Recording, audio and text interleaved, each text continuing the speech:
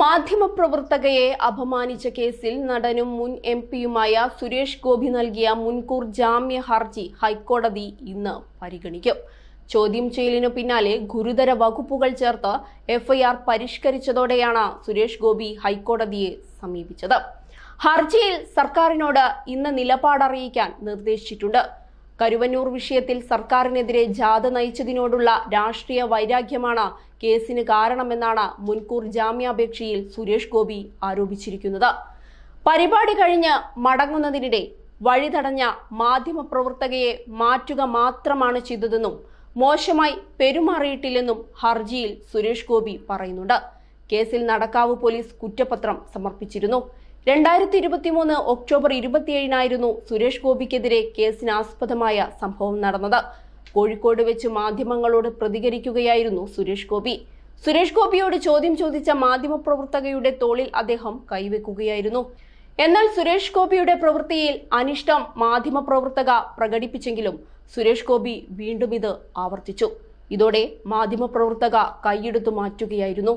വേണമെങ്കിൽ കണ്ണൂരിലും മത്സരിക്കാമെന്ന തന്റെ പ്രസ്താവന CPMന്റെ സ്ഥാപിത രാഷ്ട്രീയ മുതലെടുപ്പിനെ ഉലക്കാൻ വേണ്ടിയാണെന്ന് പറഞ്ഞ സുരേഷ് ഗോപിയോട് കഴിഞ്ഞ തെരഞ്ഞെടുപ്പിൽ അതിന് ശ്രമിച്ചിട്ടും സാധിച്ചില്ലല്ലോ എന്നായിരുന്നു മാധ്യമപ്രവർത്തക ചോദിച്ചത്. ഇതിനു മറുപടിയായി ഒന്ന് ശ്രമിച്ചു നോക്കട്ടെ എന്ന് പറഞ്ഞുകൊണ്ടായിരുന്നു സുരേഷ് ഗോപി മാധ്യമപ്രവർത്തകയുടെ തോളിൽ കൈവച്ചത്. സംഭവം വിവാദമായതിനു പിന്നാലെ സുരേഷ് ഗോപി സോഷ്യൽ മീഡിയ വഴി മാപ്പ് പറഞ്ഞിരുന്നു.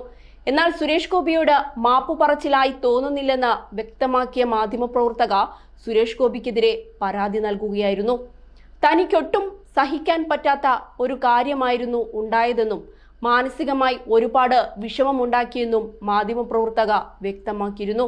ഈ വിഷയം അഡ്രസ് ചെയ്യപ്പെടേണ്ടതുണ്ടെന്നും അതിന്റെ അടിസ്ഥാനത്തിലാണ് നിയമ നടപടിയുമായി മുന്നോട്ടു പോകുന്നതെന്നും മാധ്യമപ്രവർത്തക പറഞ്ഞിരുന്നു. തെറ്റാണ് എന്ന് അദ്ദേഹമാണ് മനസ്സിലാക്കേണ്ടതെന്നും ഒരാളുടെ അനുവാദമില്ലാതെ അയാളുടെ ശരീരത്തിൽ മോശമായി സ്പർശിക്കുക, തനിക്കത് മോശമായി തന്നെയാണ് ഫീൽ ചെയ്തതെന്നും അതൊരു മാപ്പു പറച്ചിലായി തോന്നുന്നില്ലെന്നും ഒരു വിശദീകരണം മാത്രമാണ് സുരേഷ് ഗോപിയുടെ ഭാഗത്തു നിന്ന് ഉണ്ടായതെന്നും അവർ പറഞ്ഞിരുന്നു. ഇനിയൊരു മാധ്യമപ്രവർത്തകയ്ക്കും ഇത്തരമൊരു അനുഭവം ഉണ്ടാവരുതെന്നും തന്നെ സംബന്ധിച്ചിടത്തോളം ഒരു സ്ത്രീ എന്ന നിലയിൽ അപമാനിക്കപ്പെട്ട സംഭവമാണെന്നും അവർ ചൂണ്ടിക്കാട്ടുകയുണ്ടായി. അതേസമയം ലോക്സഭാ തെരഞ്ഞെടുപ്പിൽ BJP ഇത്തവണ കേരളത്തിൽ വിജയം ലക്ഷ്യമിടുന്ന 2 സീറ്റുകളാണ് തിരുവനന്തപുരവും തൃശൂരും.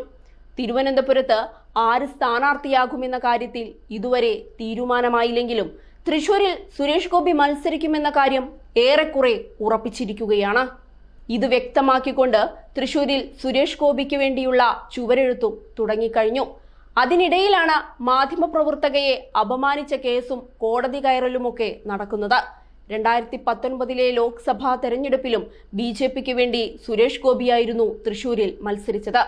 മണ്ഡലത്തിൽ BJPയുടെ വോട്ടുനില 2014 3 ഇരട്ടിയോളം വർദ്ധിപ്പിച്ച് ശ്രദ്ധേയമായ പോരാട്ടം കാഴ്ചവെക്കാൻ അദ്ദേഹത്തിന് സാധിച്ചു. 17.5% വർധനവോടെ 2,93,822 വോട്ടായിരുന്നു മണ്ഡലത്തിൽ സുരേഷ് ഗോപിക്ക് ലഭിച്ചത്. 4,15,089 വോട്ടുകൾ നേടിയ TN പ്രതാപൻ വിജയിച്ചപ്പോൾ 3,21,456 വോട്ടുമായി LDFിനു വേണ്ടി മത്സരിച്ച CPIയിലെ രാജാജി മാത്യു തോമസ് രണ്ടാമതെത്തി. എന്നാൽ ഇത്തവണ പുതിയ പ്രശ്നങ്ങൾ നടനെ വിടാതെ പിന്തുടരുന്നതിനാൽ കാര്യങ്ങൾ എവിടെ ചെന്ന് അവസാനിക്കുമെന്ന് കണ്ടുതന്നെ അറിയണം.